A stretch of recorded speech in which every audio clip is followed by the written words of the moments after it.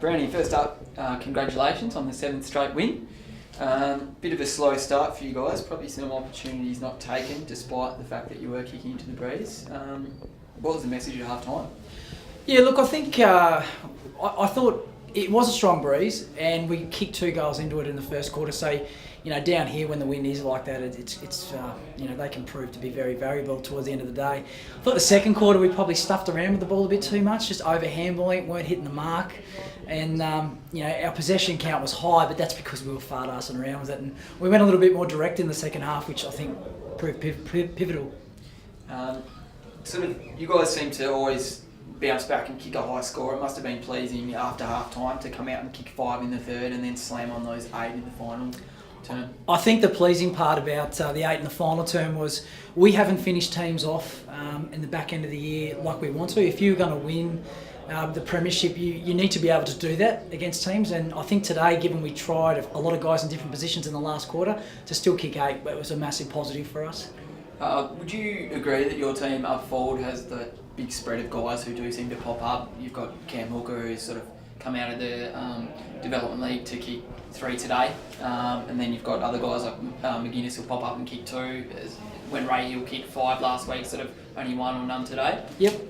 We've got a number of guys that can go forward, and it's always good that if we are struggling to find avenues to goal, we can call on an Ed Stanley or a Ryan Wiggins from the back line to push forward.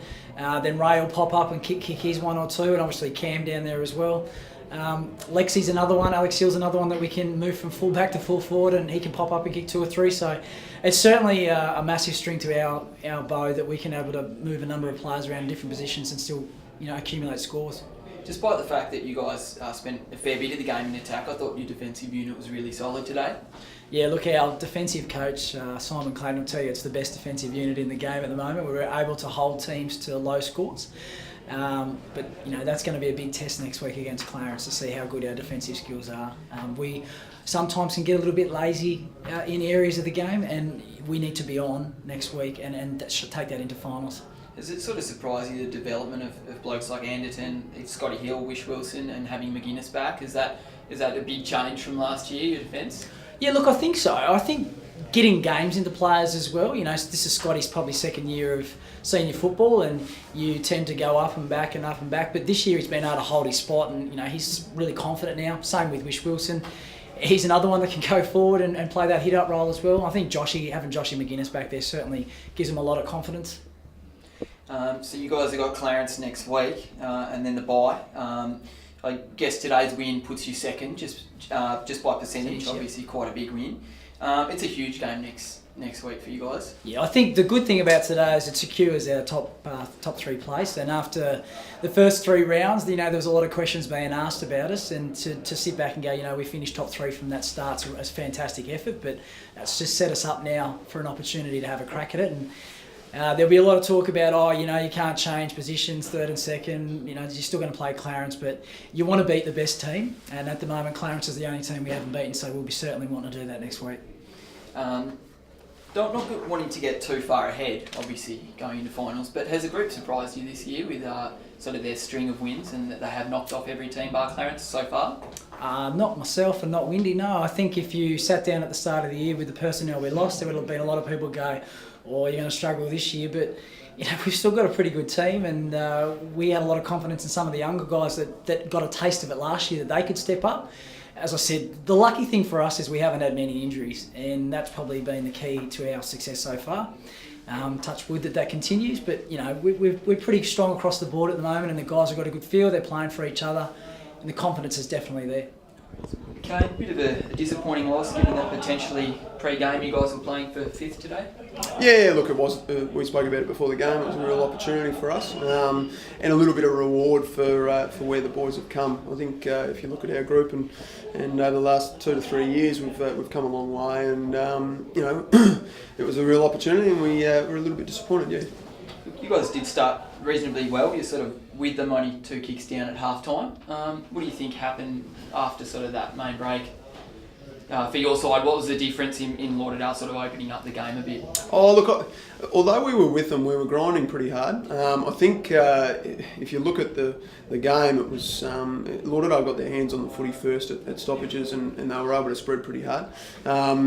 and they probably had, I'd hate to see the possession count, but I reckon they had a fair bit more of the footy than what we did. So going into half time, although we weren't that far behind, we hadn't had the footy. So we had to change and try and change a few things on the fly, and it didn't quite work. But look, to our boys' credit, we'll learn from that, and we'll take some key learnings out of the game. To Lauderdale's credit, they were fantastic. I think the way that they move the footy and the way that they care for each other, they give the footy first and to the person that's there, and then take the game on. They're very, very offensive from the stoppage, they're playing with some confidence. Do you think, just being on that topic, do you think they can go all the way?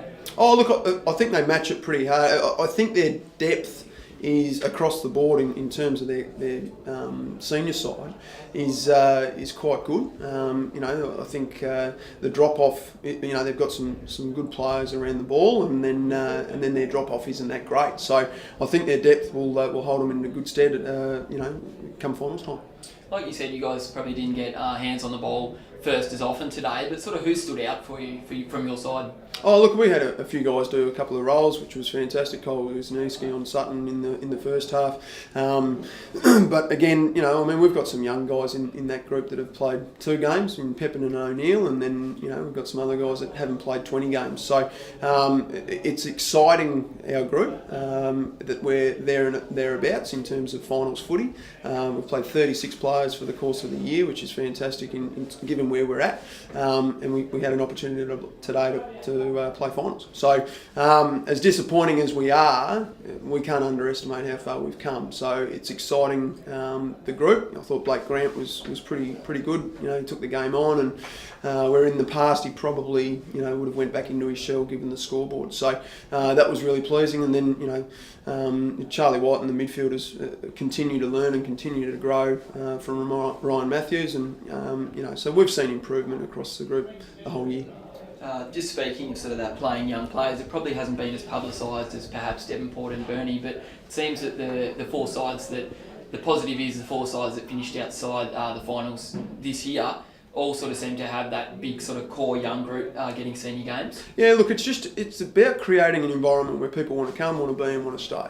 TSL footy is a product at the moment that is high performance and premier talent, premier comp, and so being able to get our from everything from our umpires right through to support staff, right through to medical, at all of the clubs and across the league is really important that we continue to grow our environment where people want to play TSL footy, and then once they're there, they want to stay. So, our young group is fantastic. Our Mercury Cup got up today and have an opportunity to play finals, so we need to support them.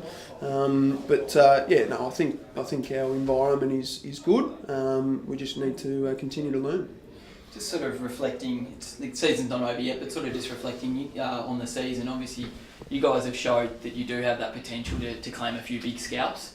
Obviously, the Clarence win was big, and that game against Launceston at North Hobart shocked a few people. Yep. Do you think next season, once these guys have got an extra 10, 20 games, another pre-season under their belt, that you guys will be really looking at that finals position? Yeah, look, we've just got to continue to grow and continue to learn, and provide opportunities where they can see where they need to learn. So that's why video footage is really important. I think, whilst we shocked a few sides this year, I think our attributes and the way that we move the footy is pleasing at times. Doesn't lend itself too much to this ground in North Hobart, but we'll continue to work on that and continue to grow. We need to work on our body shape and our body size and make sure that we can stand up in a tackle and we have confidence to grab the footy and give the footy first option. So going forward, it's exciting. We've still got a game to go, and we want to finish the year off. And the Tigers always love having a crack at us, and we like having a crack at the Tigers. So it'll be an exciting game to finish off at North Hobart on Friday night in 2 weeks. So obviously, with that bye to freshen up and put a bit more fire in the belly, what will be the message to the boys going out against the Tigers? Just have a bit of fun, or just make the most of that last game? Oh no, look, we're still striving for for high performance, and we're still striving for development and striving for improvement. So we'll continue to work on the things that we were deficient against Lauderdale today, and we'll go out for a win on the weekend. But look, don't underestimate how good Lauderdale were today. They came with a purpose. They could have quite easily have put the cue in the rack and finished off and go into the bye and roll through and just play finals. But they wanted to get some form going into the bye next week, and then obviously the last round.